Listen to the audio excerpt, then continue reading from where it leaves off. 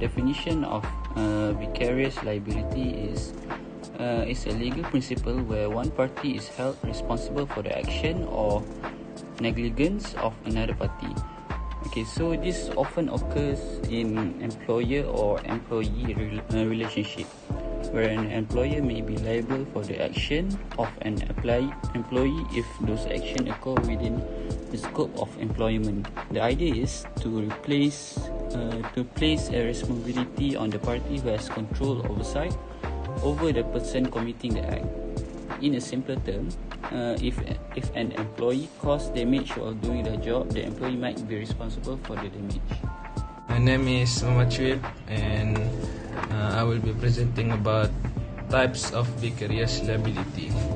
First, parental liability. A parent can be held accountable for a child intentional or willful misconduct.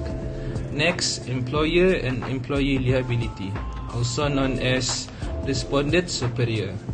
This is when an employer is liable for an employee action while on the job, even if the employer is not at fault.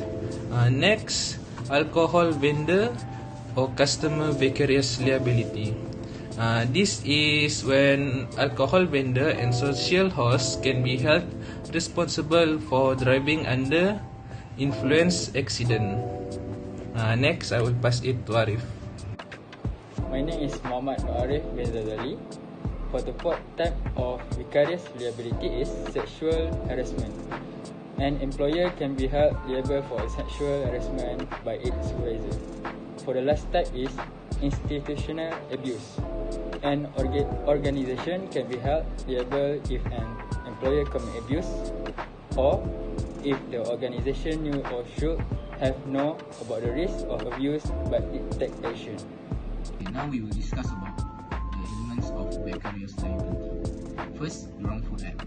It refers to an action that taken by an employee that results in harm or injury to another person or entity.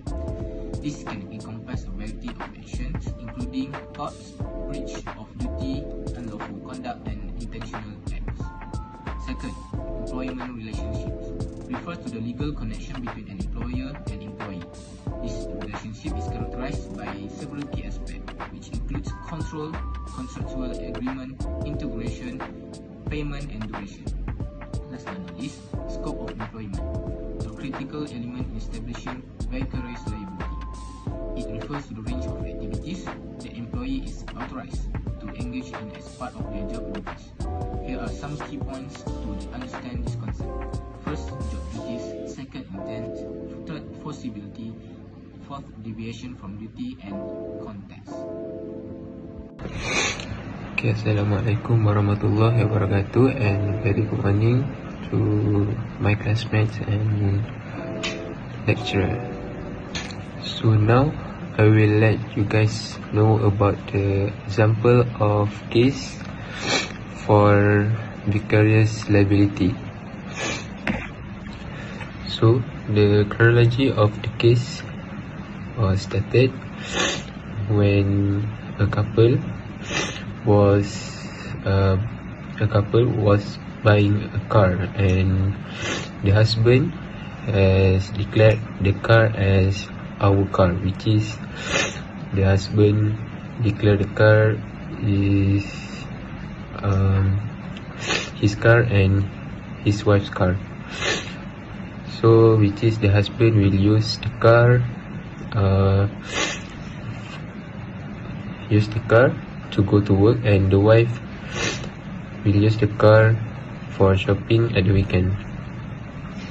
And the husband told the wife that he was unfit to drive through drink, because he would get a sober friend to drive him, or else telephone for her to come and fetch him. So on the day, the husband telephoned the wife and after work and told her that he was going out with his friends. He visited a number of public houses and had drinks. After the last house had been visited, C offered, which is C is the husband's friends.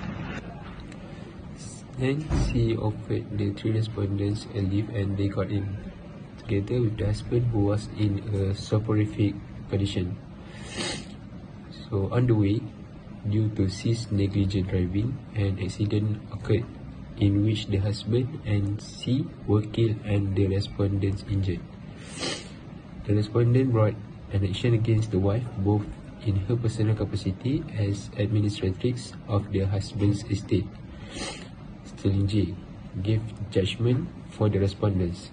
The Court of Appeal, which is Megor LJ dissenting, dismissed an appeal by the wife in her personal capacity, holding that she was vicariously liable for the negligent driving of C, rather than in MR saying that the principle of vicarious liability was to put responsibility onto the person, namely, in the case of that car, the owner who ought in justice to bear it, and therein the case of a family car, the owner was responsible for the use of it by the other spouse. So that's all from me. Thank you.